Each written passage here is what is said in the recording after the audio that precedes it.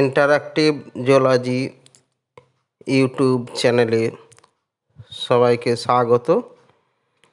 আজকে আমরা যেটা আলোচনা করব সেটা হলো হরমোনের শ্রেণীবিভাগ, যেটা ইফেক্টর মলিকুল হিসাবে সেলকে উদ্দীপিত করে।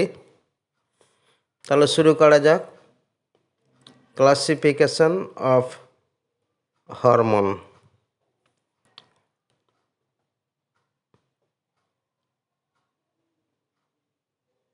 হরমোন উল্লেখযোগ্য বায়োমলিকিউলস যেগুলি স্পেশালাইজড এন্ডোক্রিন সেল থেকে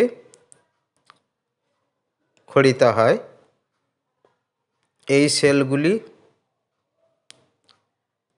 এই এন্ডোক্রিন সেলগুলি either organized into gland or endocrine gland, অথবা দেহের বিভিন্ন অঙ্গে এগুলো ছড়িয়ে থাকে।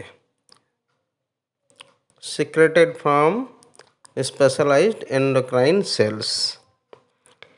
তারপর খরিত হয়ে যাওয়ার পর রক্তে এগুলি পরিবাহিত হয় এবং টার্গেট সেলে সেটা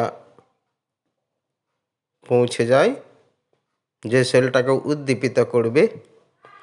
এই সেলের মেমব্রেনে অথবা সাইটোসেলের মধ্যে রিসেপ্টর থাকে, যে রিসেপ্টরে হরমোন বাইন্ড করে। অর্থাৎ এগুলি দুই প্রকার, মেমব্রেন রিসেপ্টর এবং সাইটোসেলিক রিসেপ্টর।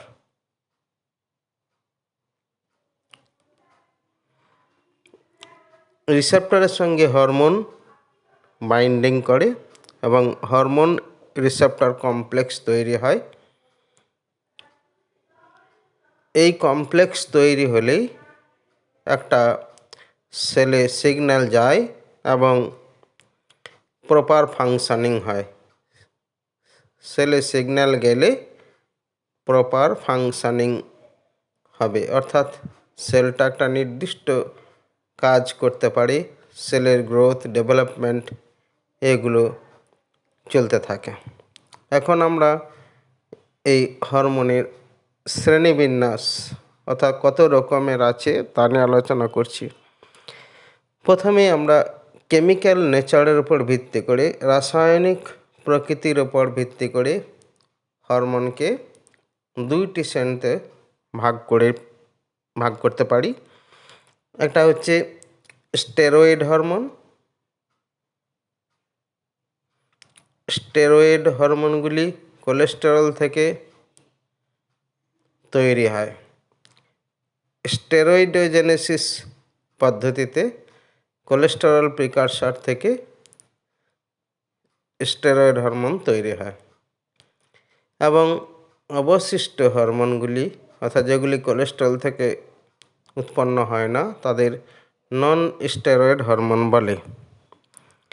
এই নন স্টেরয়েড হরমোনগুলি আবার চার প্রকার। রাসায়নিক প্রকৃতিগত দিক থেকে এরা চার প্রকারের হয়।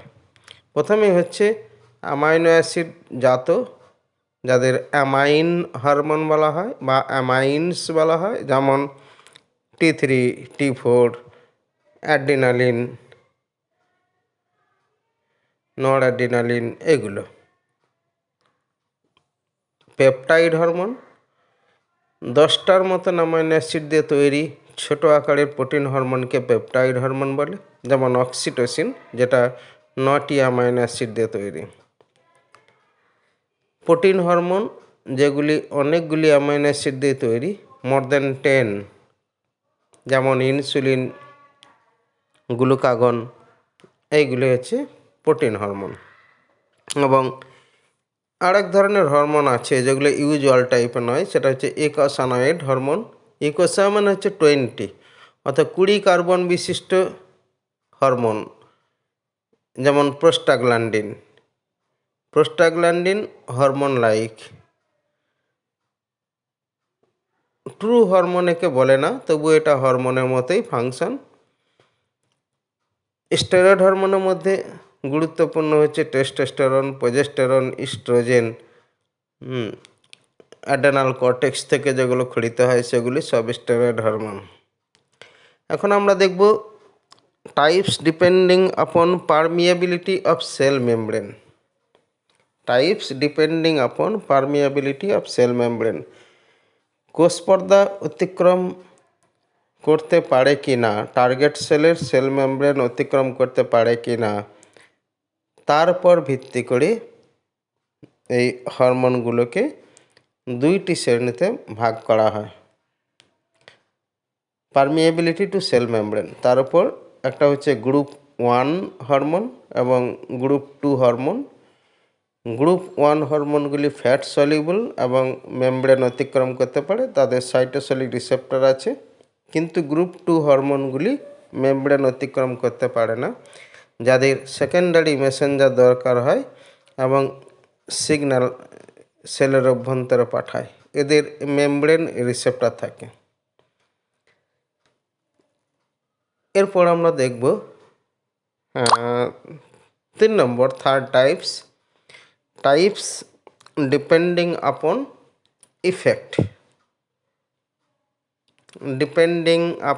ইফেক্ট।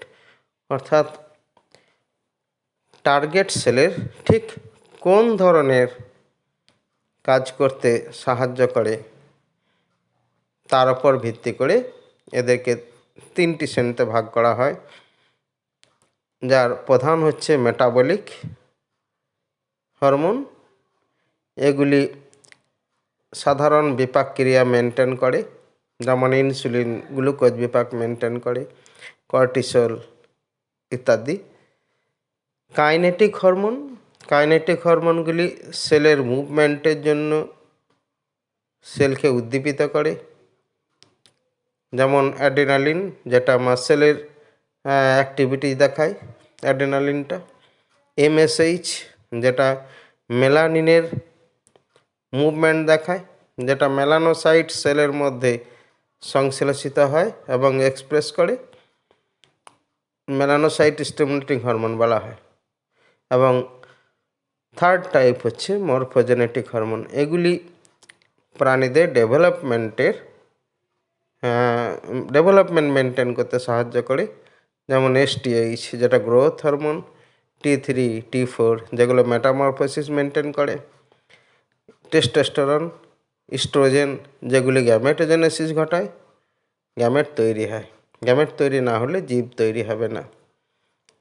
অর্থাৎ ডেভেলপমেন্টের প্রথম ধাপটা এই টেস্টোস্টেরন, ইস্ট্রোজেন মেনটেন করে। এরপর fourth types depending upon site or mode of action.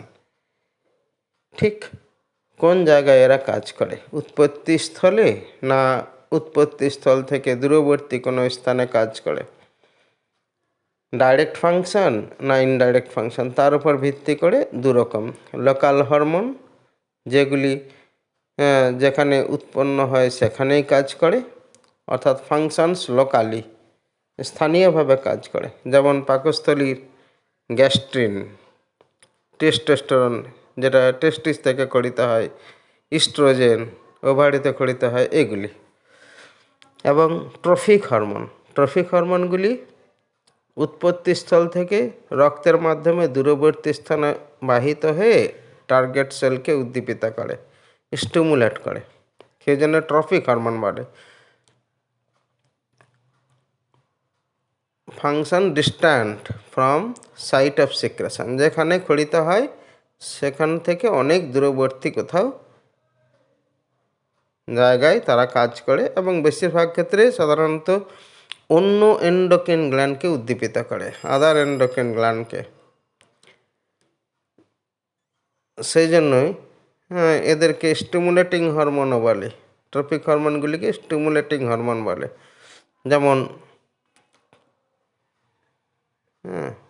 যেমন টিএসএইচ, থাইরয়েড স্টিমুলেটিং হরমোন, এটা থাইরয়েড গ্ল্যান্ডকে উদ্দীপিত করে, ক্ষরিত হয় পিটুইটারি থেকে এবং উদ্দীপিত করে থাইরয়েড গ্ল্যান্ডকে। তেমনি এসিটিএইচ ক্ষরিত হয় পিটুইটারি থেকে উদ্দীপিত করে অ্যাড্রেনাল গ্ল্যান্ডের কর্টেক্স অঞ্চলকে। এই পর্যন্তই আমরা আজকে আলোচনা করলাম। আশা করি আমরা বুঝতে পেরেছি। ধন্যবাদ।